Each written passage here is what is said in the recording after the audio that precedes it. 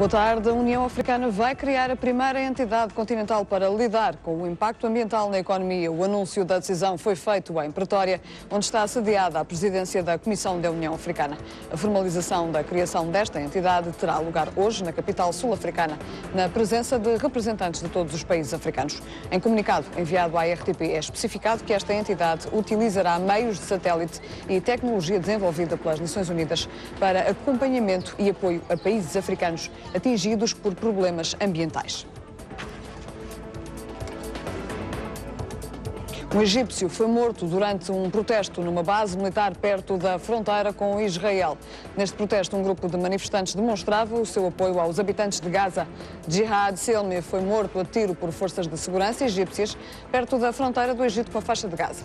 Desde que a ofensiva israelita começou, tem havido uma onda de protestos no Egito e várias manifestações de solidariedade com o povo de Gaza. قدر السامي من ما نتطلع إليه يحول بيننا وبينه الجيش مع الأسف الشديد الذي من المفترض فيه أن يحمي بيضة الأمة ويقف أمام أعداء المسلمين، لكنه اصطف طابورا خامسا مع أعداء الأمة وأصبح يعرقل حركات المجاهدين وحركات العاملين للإسلام. نحن نقول Os 6,4 milhões de habitantes da Serra Leoa aguardam os resultados das eleições legislativas do fim de semana passado. Observadores internacionais e locais elogiaram o comportamento da população durante o ato eleitoral. Numa primeira avaliação, o chefe da missão da União Europeia descreveu o escrutínio como livre, pacífico e bem conduzido. O APC, partido liderado por Ernest Bai Koroma e que esteve no poder nos últimos 5 anos, está confiante na continuidade do seu projeto para a Serra Leoa. To create jobs, to go into the creation of jobs for youth employment, and to improve upon our economy, to raise the standards of living of the poor, of the common man. O primeiro-ministro da Tunísia quer mais ajuda do Ocidente para poder instaurar a democracia plena no país. Numa entrevista à agência Reuters no decurso da Cimeira de Investimento do Médio Oriente, Hamid Jebali afirmou que o apoio político dado à revolução na Tunísia e à Primavera Árabe não dispensa o investimento financeiro e que só este pode consolidar a democracia nestes países. صحيح فما دعم سياسي معقول مقبول في مصلحة أوروبا وأمريكا والعالم كله أن يكون الديمقراطية في تونس معقول جدا، لكن بصراحة هذا الدعم المادي في شح كبير. Após a conquista de Goma, a maior cidade da República Democrática do Congo, o grupo rebelde M23 prepara-se agora para tomar Bukavu, isto depois de ter anunciado que o destino seria a capital, Kinshasa. A ONU diz que o Ruanda está a apoiar a força rebelde e que ameaça inflamar o conflito. A condenação desta ofensiva chegou agora dos ministros europeus dos negócios estrangeiros, que exigem ao M23 a cessação das hostilidades que põem em causa a soberania congolesa. O chefe da MONUSCO, a missão das Nações Unidas no terreno, veio, entretanto, prestar declarações perante o Conselho de Segurança sobre a captura de Goma pelo M23.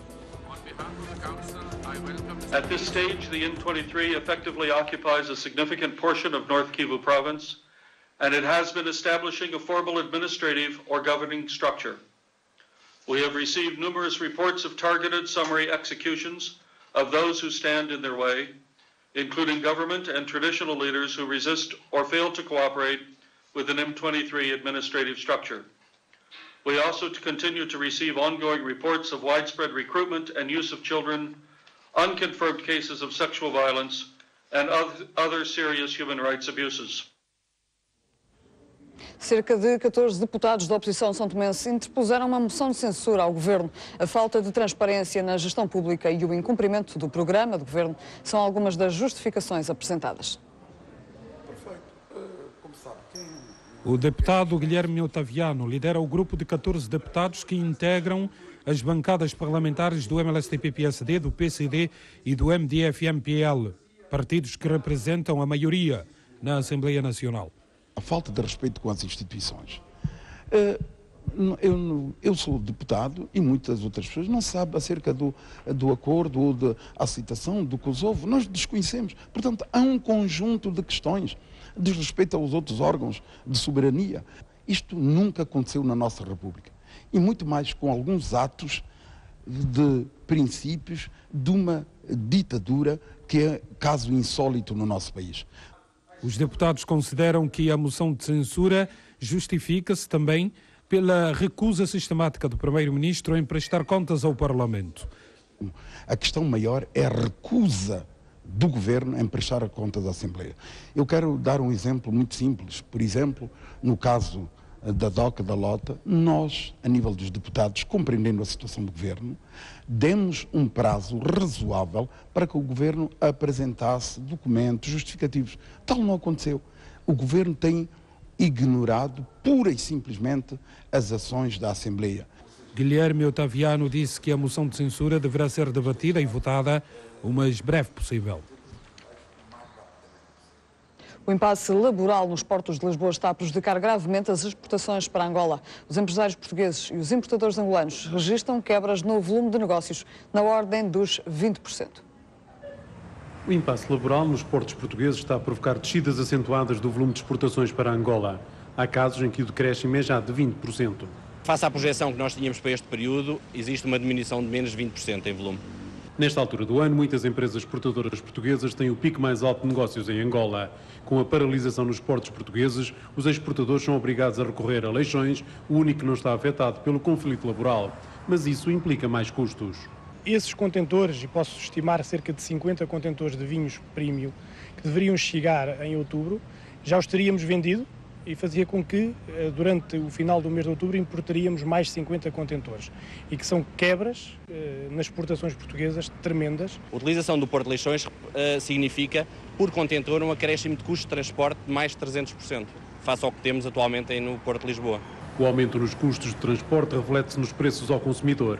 A primeira grande consequência é a procura de novos mercados exportadores por parte das empresas que operam em Angola. Nós temos conhecimento já de algumas grandes empresas que importavam normalmente e tradicionalmente de Portugal e começam hoje a receber cargas já da Ásia, da América do Sul, etc. Portanto, com todas... Estás a falar que tipo de produtos? Materiais de construção, especialmente materiais de construção. O segundo problema reside numa possível mudança de hábitos dos consumidores angolanos, que começam a apreciar produtos de outras origens que não as portuguesas. Com esta questão de impasse, de uma greve que se sabe quando começou, não sabe quando vai acabar, faz com que possa haver mudanças de hábitos de consumo da maioria da população angolana. A situação é de tal forma grave que já há empresas de transporte a anular escalas no Porto de Lisboa. A situação laboral nos portos portugueses está a provocar sérios danos aos exportadores que operam para Angola. É que a esta altura sucede sempre um pico no volume de negócios e com a situação que existe no momento, o decréscimo das vendas já vai em 20%. Com a imagem do Ernesto, Paulo Catarro, RTP, Luanda. Espaço agora para a habitual revista da imprensa. O Jornal de Angola destaca: Angola condena a ação contra a cidade de Goma. Governos africanos elogiados pela prevenção da meningite. Projetada a construção de valas de drenagem no distrito urbano do Rangel. Saúde em Luanda tem novos técnicos. Nações Unidas exigem sanções a grupo rebelde. Em reportagem, estrangeiros arriscam a vida para entrar em Angola. Economista angolano dá cartas em Londres. O Notícias de Moçambique alerta para o drama da falta de carteiras nas escolas. O país necessita de pelo menos 5,3 mil milhões de meticais para cobrir esta carência. Mais 4 distritos eletrificados no Niassa. Presidente da República e o setor geológico mineiro. Pesquisa é ainda suficiente. Moçambique e China revisitam relações bilaterais. Graça Machel no combate à malnutrição infantil. Prémios de jornalismo são entregues hoje e Made in Moçambique para mais entidades. A semana de Cabo Verde, orçamento condicionado pela redução das receitas, diz o relatório da política monetária do Banco de Cabo Verde. Belarmino Silva, empossado cônsul-geral de Cabo Verde na Holanda. Luís Carlos Silva, cresci numa família PAICV, mas escolhi o MPD. No Correio das Ilhas, maio, moradores indignados com falta de água.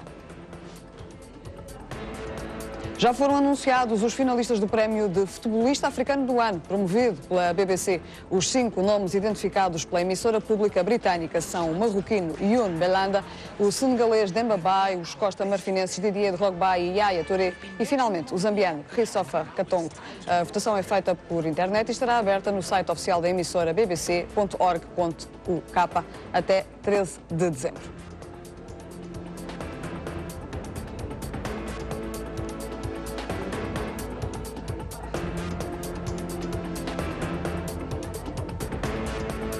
Termina aqui esta primeira emissão do Zoom África. Tenham uma boa tarde.